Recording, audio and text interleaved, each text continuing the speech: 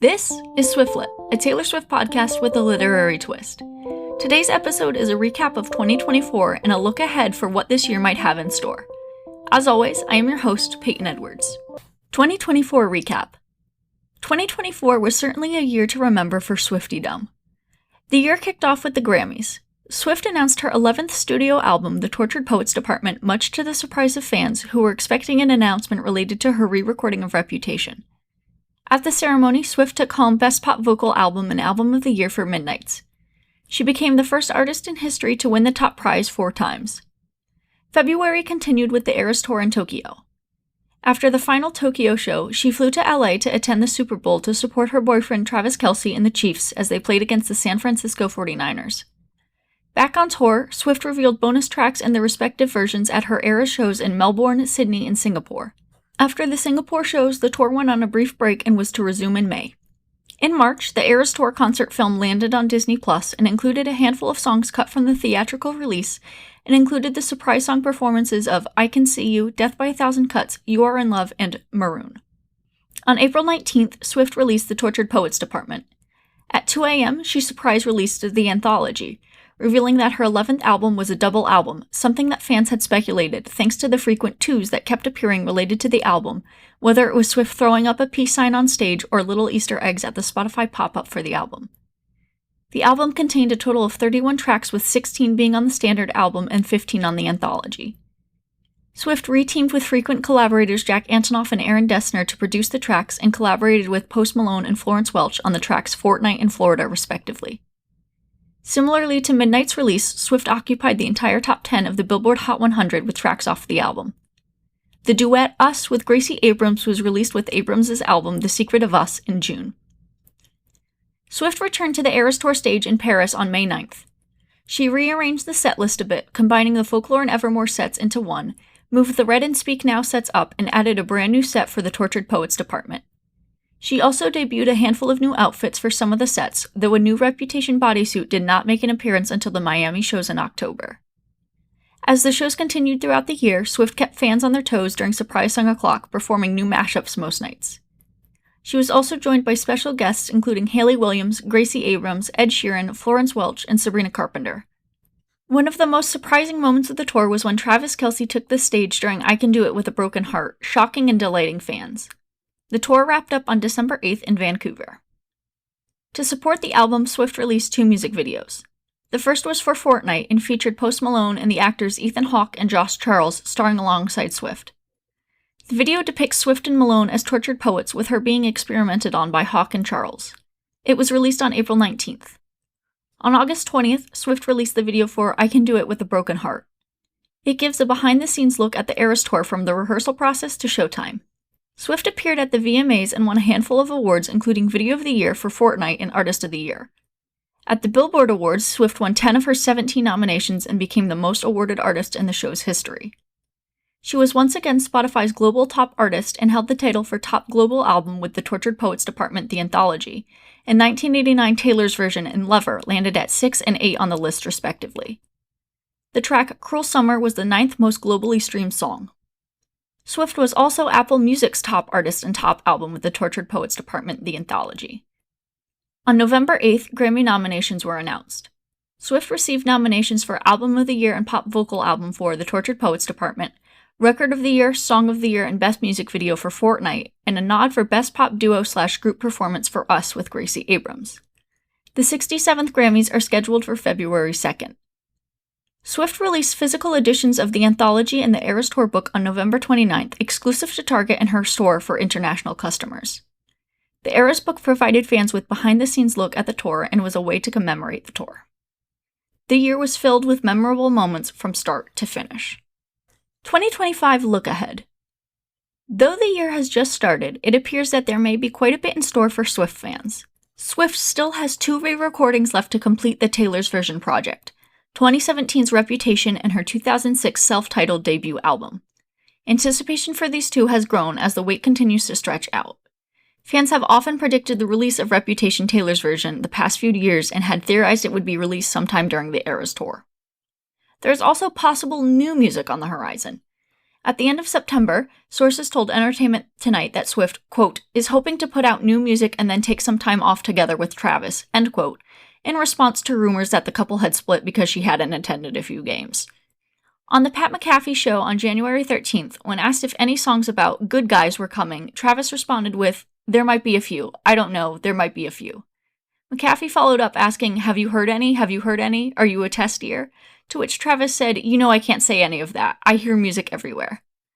Fans have speculated that the color scheme of this album is a lilac and orange sunset, given a few of Swift's recent outfit color palettes and the colors popping up throughout the Eras Tour. So it appears that news about Swift's 12th album might be closer than expected. While Swift has a seemingly established pattern of 2 re-recordings one year, a new studio album the following, she is at a place where if she has new music to share, she'll release it when it feels right to, and not wait until some arbitrary date. I feel like she wouldn't feel the need for the pattern to play out if she wanted to put out a new album. I think she wants the re-recordings to have their own moment too, and I can't foresee her releasing Reputation Taylor's version and Taylor Swift Taylor's version at the same time. I also believe that she wants to wrap up the re-recording project soon, rather than drag it out. Perhaps she could sandwich a new album between re-recordings, but then she faces the problem of overwhelming listeners with so much music to choose from. Who knows just what Swift has up her sleeves when it comes to these particular releases, but I know it will be exciting. Another potential release to keep your eyes peeled for is a Record Store Day exclusive. For those unfamiliar, Record Store Day is an event held by independent record stores in the US and globally, where artists release exclusive vinyl only available at participating indie stores. Swift was the ambassador for the date back in 2022, releasing a 7-inch vinyl of The Lakes and then Folklore the Long Pond studio sessions the following year. Though Swift did not participate in the event last year since the Tortured Poets department was released the day before, she did send indie stores a pre-written note to give to fans who purchased a copy of the album on vinyl. What could she do for a Record Store Day release? She could do another 7-inch single like The Lakes of, say, Cruel Summer or I Can Do It With a Broken Heart, with one side being the studio version and the other being a live version from the Eras Tour.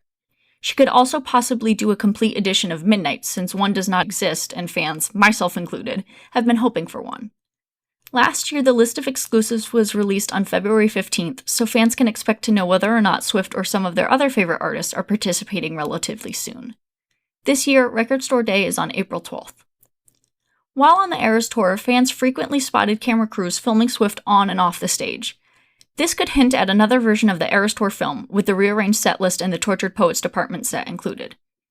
Fans have also speculated that some of the offstage filming could be for a documentary, whether it be centered on the Eras Tour itself or more broadly about Swift's life and career in recent years is unknown. If Swift were to release a documentary, there would be quite a bit of ground to cover. Her 2020 documentary, Miss Americana, centered on her finding herself after the events of 2016 and featured the creation and release of her 7th album, Lover. Since then, Swift has released 4 brand new studio albums, released 4 of the 6 re-recordings, and embarked on an absolutely massive tour, so I wouldn't be too terribly surprised if she released something since so much has happened. In the middle of touring, working on new music, and releasing the re-recordings, Swift is also in the process of making her feature directorial debut. On December 9th, 2022, it was announced that Swift would be making her debut with Searchlight Pictures. Swift wrote the original script for the film.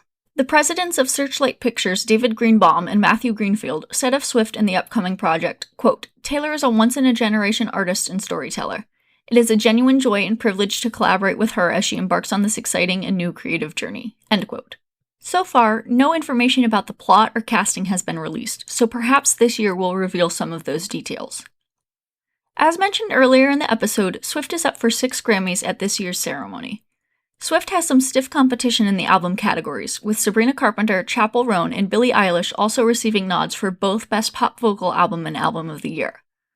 Ariana Grande's Eternal Sunshine rounds out the pop vocal category, while Andre 3000, Beyoncé, Charli XCX, and Jacob Collier make up the rest of the Album of the Year nominees. For Record of the Year, Swift is once again in company with Beyoncé, Carpenter, Charli XCX, Roan, and Eilish. Kendrick Lamar and the Beatles fill out the nominations. Beyoncé, Carpenter, Roan, Eilish, and Lamar joined Swift in the category for Song of the Year alongside Shaboozey and Lady Gaga and Bruno Mars. Familiar faces return for Best Pop Duo/Group Performance with Beyoncé and Post Malone's duet Levi's Jeans, Charli XCX's Guess featuring Billie Eilish, Ariana Grande's remix of The Boy Is Mine featuring Brandy and Monica, and Gaga and Mars's duet Die With a Smile. Swift has not performed at the awards show since 2021, when she did a medley of songs from Folklore and Evermore.